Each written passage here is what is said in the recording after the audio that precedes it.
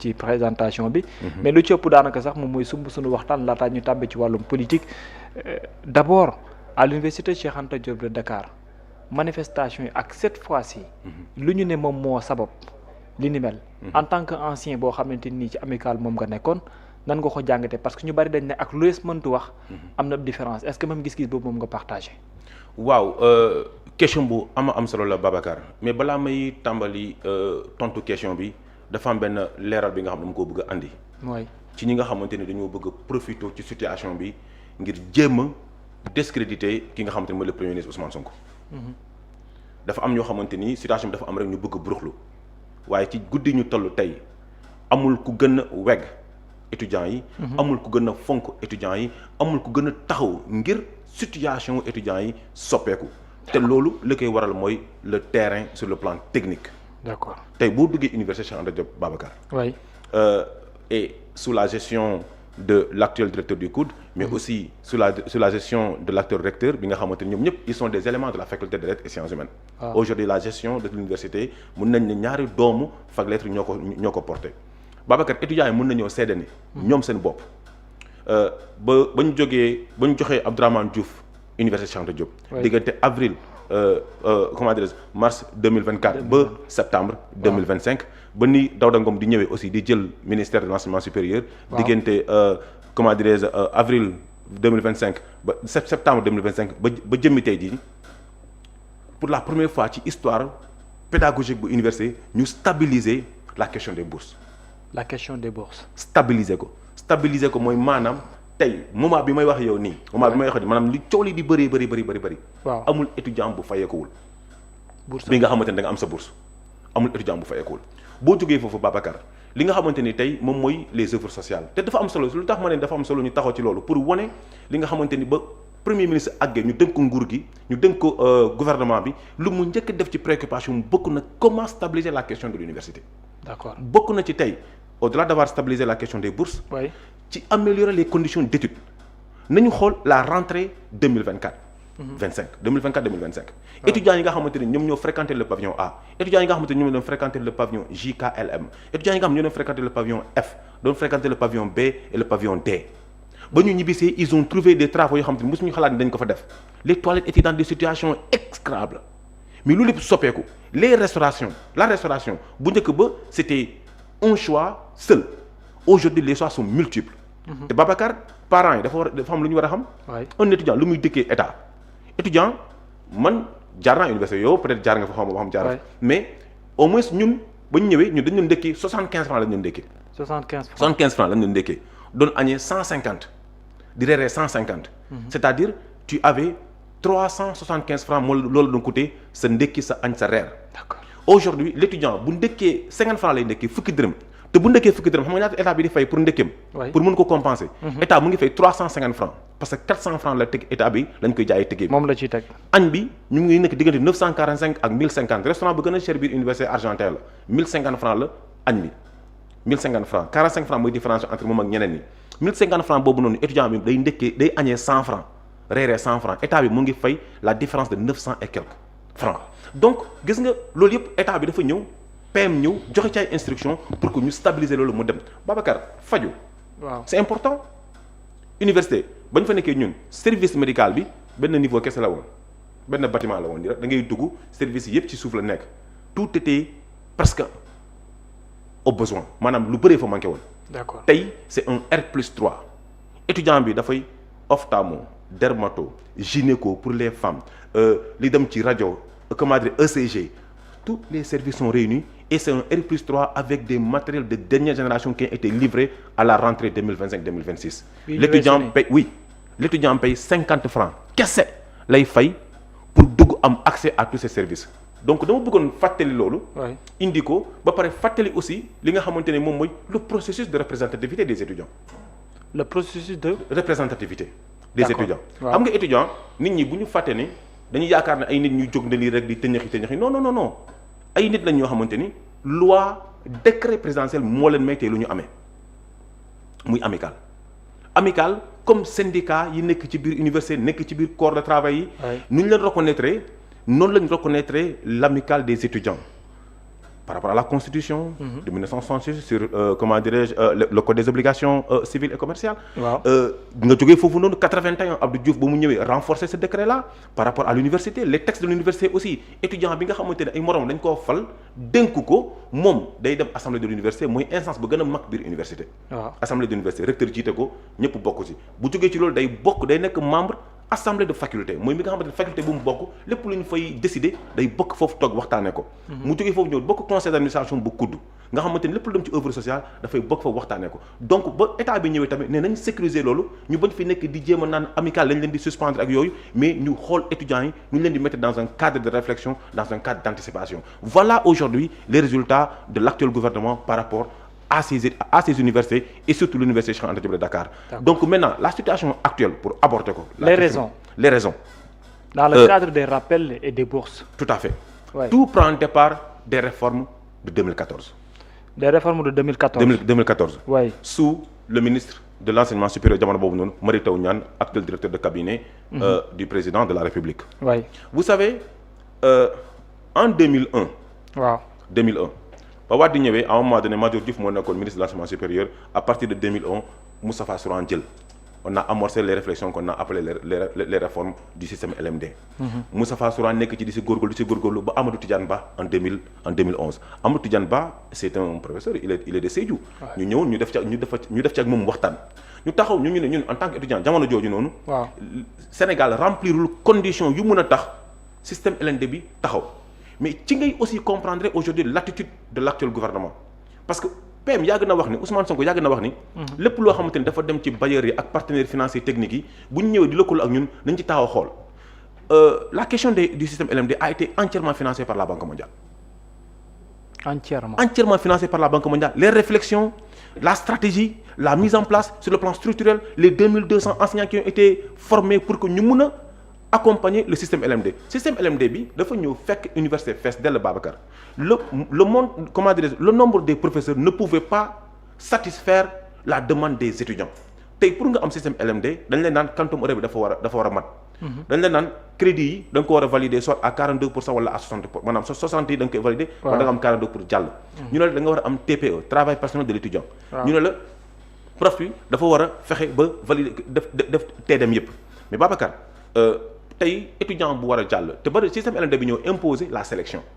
waaw problème de chevauchement bi yëpp Babacar foofu la commencé ba Mary Teuw ñëwee en 2014 moom mu ne boobu ba léegi ñu ngi ci processus bi. maintenant nag il faut ñu jeexal processus bi. d'accord ci jeexal processus bi nag rappel bi fa la problème yi amee. parce que à partir de ak rappel bi. mooy l'article mooy le décret numéro 963. alors rappel bi. lenn kese mooy coow li te man foofu laay woowee sax samay frères samay rakk étudiants. waaw mooy que ni tey quelle est la contre-proposition que les étudiants apportent sur la table. après la proposition du ministre. D'accord. Babacar xam nga tout doit se discuter man jàpp naa ne un étudiant bi nga xamante ni dafa jàng utiliser xelam utiliser bigam utiliser crayon ba am bac war na mën a am les compétences. Linguistique mais aussi intelligente bu ko mën a permettre mu tenir un débat d'échange. Babacar bu njëkk ba da nga doon def plateforme revendicative. waaw xam nga bind li nga xam mooy situation bi. ne man lii laay revendiquer. te nii processus bi la nga dem déposer ko ci ministère de l'enseignement supérieur bu ñu la tontuwul 1 mois 30 jours nga ñëw def préavis de grève. waaw nga taxawaat encore ci diggante bi 30 jours bu ñu la tontuwul nga soog a dem grève. voilà le processus bi nga xamante ni yow da nga koy respecté mais tey ci décret 2014 bi. dañ ne. direction des bourses moom xamul Babacar ak Bouli Galissa. waaw direction des bourses moom lu mu xamoon moo nekkoon l'année académique démarré au mois d'octobre il s'est terminé au mois de juillet. Effectivement moom loolu moo nekkoon agenda de paiement. waay ñu gis ne avec la sélection avec le système LMD affaire yi jaxasoo na ba jamono ji nii may wax ak yow ni 2025 2026 am na ñoo xamante ni ñu ngi def master boo xamante ni 2023 2024 lañ ko waroon def ñeneen ñi 2024 2025 lañ ko waroon def. parce que temps bi ñu waroon jël pour écouler seen programme matesul ci at moom. dañ koy prolonger am ñoo xam ne dem na ba finalement dafay romb 2 ans yegg ba ci presque 3 ans. muy noonu chevauchement bi andi ko. donc ci biir loolu aussi nga gis ni faculté yu bëri créer des institutions privées ci biir faculté bi. waaw xam nga nit ñi dem pour combler gap bi. voilà combler gap bi ñi nga xam sélectionné wu ñu leen ñu dem dugal leen foofu noonu. waaw mais décret bi dala ne yow léegi yow étudiant bi pour nga am bourse bu njëkk ba da nga doon am bourse Babacar boo jàllee première année ñëw deuxième année da ngay am bourse. boo redoubler reprendre la première année deuxième année bi da ngay perte bourse bi mais boo jàllaatee licence da ngay amaat bourse léegi ñu ne la mënoo redoubler 2 fois dans le même cycle boo redoubler 2 fois dans le même cycle da ngay perte bourse bi. ñu ne léegi boo jàllee master ñu sélectionné la ñu ñëw ci biir décret bi tamit am na lu ñu fa tegul ñu teggi ko état bi ne avec l'état du PASTEF xam nga le premier ministre et aujourd'hui le ministre de l'enseignement supérieur ñu ne tey boo nee étudiant bu jàllul ak mention mënul am bourse gars yi ne loolu dafay strict parce que fac lettres amul mention. amul ay mention ak fac droit te ñoom ñoo ëpp faculté yu gën a am doole ñu ne loolu nañ ko teggi ñu ne léegi étudiant bi direction des bourses dafay aligné wu léegi dootul demati ci calendrier académique bi direction des bourses lu muy def léegi pour que étudiant bi nga xamante ne moom toog na 1 an mu ngi xaar administration bi peut-être du fatam situation wu LMD bi ak conséquences yi mu andi moom moo jaxase carte gi ba étudiant bi tey bu waree def rattrapage am octobre calendrier bi du ko permettre ba rattrapage am dem ba mars avril mu def examen mu toog finalement mu jàll léegi bu jàllee moom bu inscrire moom dafa ne nañ ko rappel 8 mois yi passé waaw état bi ne la déedéet amul benn acquis wu étudiant bu ñu laal état bi ne la avec la direction des bourses yow comme que léegi mois de mars nga jàll sa session bi nga war a def octobre bu inscrire avril man léegi dama lay commencer fay à partir de avril ba mars su déwén maanaam sa 12 mois yi nga am sa 515 000 yi nga war a am Babacar laaluñu ci dara teggiwuñu ci dërëm 15 léegi nag ñoom ñu ngi xeex ñu ne non il faut ñu rappeler leen pour que étudiant bi mu nekk dans les conditions de travail situation boobu moo andi woon aussi ci Mary Teuw Niane ci 2012 ba 2019 mu am jafe-jafe ngir lan Mary Teuw Niane ci 2014 bi bu mu defee réforme bi dafa amoon lu mu andi woon ci master yi pour accompagner leen parce que difficulté amoon na coow amoon na mu créé benn système d'accompagnement au maîtrisard maanaam ñu nekk ci master 1 comme 2 mais loolu noonu légiféré wu ko.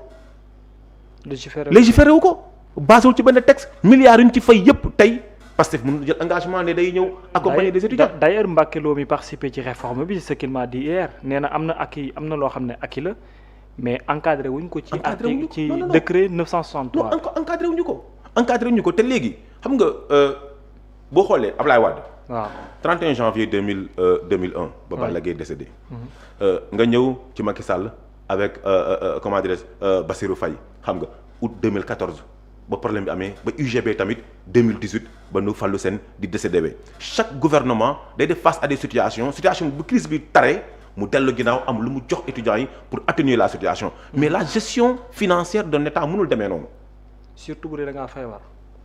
Aujourd'hui la responsabilité économique et la responsabilité gouvernementale du Premier ministre lu mu engagé mooy nañu toog autour d'une table. Ça permet pas d'apaiser en donnant de l'argent. Voilà.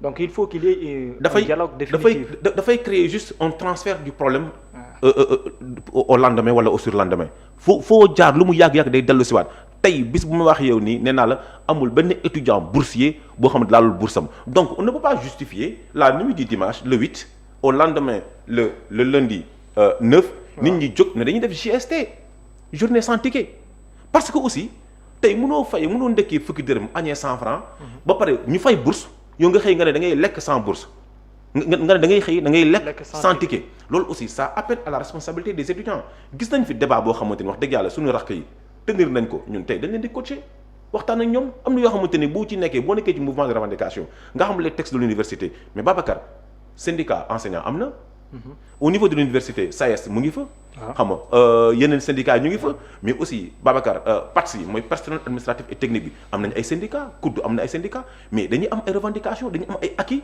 mais pourtant duñu taal duñu brûler duñu mais ils vont dans la concertation dans la confrontation des idées et nous c'est ce que nous legs boobu lañu bàyyi en tout cas on a laissé ce legs-là le legs de la revendication le legs de respect des textes parce que ils sont dans toutes les instances yu la mën a permettre ñu dégg mais d'après les informations pare woon nañ pour dugg ci wàllum waxtaan boobu déggoo bi mais ñoom nee nañ malheureusement li ñu constaté mooy ministre bi li mu ne da koy approfondir da ko def ba noppi doog leen woo pour teg ko sur la table waxtaan teeg ñoom alors que dafa waroon toog ak ñoom ci ndorteel gi waxtaan ak ñoom ba ñu juboo mu doog ko teg sur la table. Le ministre a été élu au mois de septembre, nommé au mois de septembre. Au mois d'octobre, il a entamé les négociations, les concertations avec les étudiants. Oui. Les étudiants, le collectif des amicales a posé une condition. Et apparemment, c'est le représentant de Thiès qui a posé cette question-là. Il a demandé, est-ce que vous allez payer les rappels ou non? C'est une question directe, fermée. Est-ce que vous allez payer les rappels ou non? Droit au but. Oui, droit au but. Maintenant, ils ont mis ça comme condition de participation ou de non-participation aux concertations. L'autorité, à ce moment-là, le ministre n'était pas présent pendant les concertations. C'était ses services qui étaient présents et la direction des bourses. Les gens ont dit, nous allons remonter, comment dirais-je, cette question-là à l'autorité pour qu'elle l'apprécie. Parce qu'au moment où nous parlons, discutons sur le calendrier académique de l'étudiant. Nous, la direction des bourses, le gouvernement a dit, nous allons consolider les acquis. Il faut saluer le pragmatisme du Premier ministre Ousmane Sonko. Boy, on est frustré, on est oui, PM le wax ci Grand Théâtre, parce que le Premier ministre aussi, Bougnou Faté, c'est un ancien étudiant. Le Premier ministre, ses enfants sont dans l'école publique sénégalaise. Donc, xam na le poids de l'école publique sénégalaise, xam na importance am, moom kese la xam, moom kese la jaar, moom kese la jànge. Il a fait son DIA à l'université Cheikh Anta Diop de Dakar. Xam na conditions yi fa nekk ci jafe-jafe ak difficulté. Mais ginnaaw loolu dafa ne étudiants yi lu ñu am ci acquis nañ ko consolider mais nag taxaw yow jàngoo par exemple léegi nañ joxe exemple tey ñu ne nañ rappel étudiants yi man jàll naa maa ngi war a def master. Mais toog naa 1 an yoo xamante ni maa ngi xaar pour inscrire ngir. Question administrative. Ouais. Ma inscrire léegi ñu ne ma ne nañ ma rappel bu ñu ma rappelé 8 mois sama bourse jël nañ ci 8 mois jox ma ko non. léegi man maa ngi war a jàng 12 mois yu topp kon 4 mois kese lañ may fayaat yeneen 6 mois yi fan laa jël xaalis boobu mu mën a jàngee. yow kay actuellement lu ñu defal étudiants yi mooy formule bu gën a baax parce que la bourse d'abord avant qu'elle ne soit un moyen social de survie balaa muy dimbali x y. D'abord c'est pour toi pour que tu puisses étudier. ñu ne la sa dërëm jëluñu ci 515 000 jëluñu ci 15 moment ba nga inscrire ba sa carte certificat d'inscription génn moment boobu noonu immédiatement la direction des bourses da lay jël enregistré la sa weer bu ci topp nga commencé fay ko te da ngay fay ko 12 mois yu ci topp. Mais loolu kay loolu amul jafe-jafe. D'accord mais loolu yëpp. waaw waxtaan gi antuwul. Mais coow la mujj jur. xëy nañ les éléments de. Mouhamadou Bamba Cissé jot ay information ne ba moytul dina am luy xew mu nekk dans l'obligation ne dugal ay éléments mu dugg ci biir mu nekkoon benn lundi noir xawma dimanche noir catégoriquement à travers les images bu Galissa en tant qu'ancien étudiant voyant les images ce qui s'est passé de manière générale jusqu'à mort d'étudiants ça vous dit quoi réellement? Attristé, très très très attristé. J'ai eu mal au cœur parce que quand on est passé, vous savez, il y a beaucoup d'amitiés qui se sont nouées à l'université. Oui. Il y a beaucoup de vies qui ont connu leur déclic à l'université. D'abord, je suis incliné au mémoire Ablaye Ba. Un jeune avec un avenir, un jeune qui, ses parents n'attendaient qu'il devienne docteur. Tay, par une situation qu'il n'a pas voulu, l'a trouvé sur place xam nga bakkanam rocc kon dama koy jaale masaw ay mbokkam masaw ay xaritam masaw ay naatangom étudiant waaye nag Babacar oui li xew bis boobu tamit il faut ñu waxtaan ak sénégalais yi ci dal. D'accord Babacar man nee naa la boo newoon tey université Lumumba ñu bëri boo nee bu Galissa mën nañ bañ a sax xam mais ba tey boo nee Lumumba nit ñi dañ leen naan kooku dégg nañ ko ayukat moment boobu noonu yàlla may nañu lu ne pour ñu mën a taxawee nu ne mais on a été très responsable Babacar la nuit du dimanche au lundi maître Bamba Cissé wax na ko les renseignements ont informé et pour que ñu bañ a xëy étudiants yi nekk ci situation bu de combat et de conflit bu chaotique voilà bu chaotique très tôt les forces de l'ordre ont pris l'information sur instruction nit ñi dugg université pour dissuader les étudiants parce que dañu bëggoon xëy parce que la nuit du dimanche ci la COUD def communiqué ne dañuy def dañuy ubbiwaat restaurant yi waaw koo xamante ni pour ndekki bi voilà fekk koo xamante fekk nga sa bourse tardewul nga xëy nga ne yow combat bi ngay def moo tax da ngay def JST maanaam journée sans ticket ñu ne ce n'est pas justifié et ça c'est la responsabilité aussi de l'administration ñu ne léegi dañuy dugg protéger ñi nga xamante ne ñoo bëgg a ñëw xëy dem ndekki wala bu añ jotee ñu dem añ avec tout le renseignement mais la journée du lundi Babacar oui moi j'ai fréquenté le pavillon F j'ai fréquenté le pavillon D B le pavillon A et le pavillon JKL pavillon bu mu mujjee université c'est le pavillon K chambre 88 Babacar tey chambre 83 autant pour moi Babacar tey mënoo comprendre xam nga université terrasse yi dañ ko scellé dañ soudé yenn terrasse yi pour que étudiants yi bañ a yéeg ci kaw parce que xam nga y a pas assez de chambre pour tout le monde mais terrasse yi ci kaw amul couloir amul balcon bu protéger terrasse yi ci kaw donc dañ ko sceller pour bañ étudiants yi di fa yegg di fa fanaan xam nga pour des questions pour des mesures de sécurité. parce que la protection civile dafay ñëw dafa aussi par ay inspection xam nga mooy protection civile mooy ñi nga xam ne ñoo yore lépp lu ci wàllum bâtiment. di xool est-ce que bâtiment bi war na mën a am nit wala warul am nit. mais Babacar jour lundi bi c'est comme si il y avait une organisation interne qui a profité de la situation pour préparer des cibles, des bâtiments ciblés où les gens ont déverrouillé, attaqué toj soudure yooyu noonu yëg ci kaw terrasse yi loolu ce n'est pas étudiant. Non.